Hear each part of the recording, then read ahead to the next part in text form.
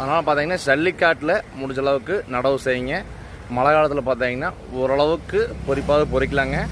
மற்ற variety use பண்ணுறோட சாக variety ஜல்லிக்காட்டில் போட்டு பாருங்கள். இப்போ கரெக்டாக இப்போ நடவு போட்டிங்கன்னா கரெக்டாக இப்போ புரட்டாசி ஒன்று நடவு போட்டிங்கன்னா புரட்டாசி ஐப்பசி கார்த்திகை 10 தேதி கரெக்டாக ஸ்டார்ட் ஆகிருங்க. கார்த்திகை மாதம் பார்த்தீங்கன்னா ஸ்டார்ட் ஆகிறப்ப பார்த்தீங்கன்னா நம்ம ஐப்பசி மாதத்தில் பூ மஞ்சள் ஆகிறனால பெருசாக ஒன்றும் பாதிப்பு ஏற்படுறதுக்கான வாய்ப்பு கிடையாதுங்க. அதனால் நீங்கள் இப்போ தாராளம் சாகு வெரைட்டி நடவு போட்டு பாருங்கள். நாற்று நம்மகிட்ட ஸ்டாக் அவைலபிள் நிறைய இருக்குதுங்க. நம்ம நம்பருக்கு கால் பண்ணுங்கள் நாற்று வேணுங்கிறவங்க.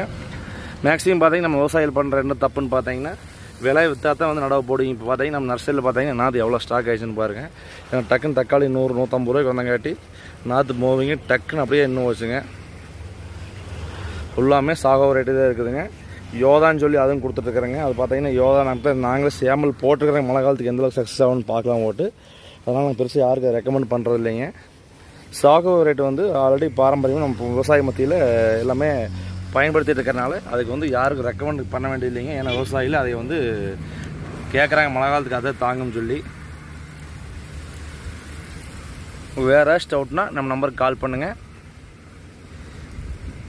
இப்போ வேணால் ஓடுறது சாகோ ட்ரை பண்ணி பாருங்கள். ஜல்லிக்காட்டில் போடுங்க.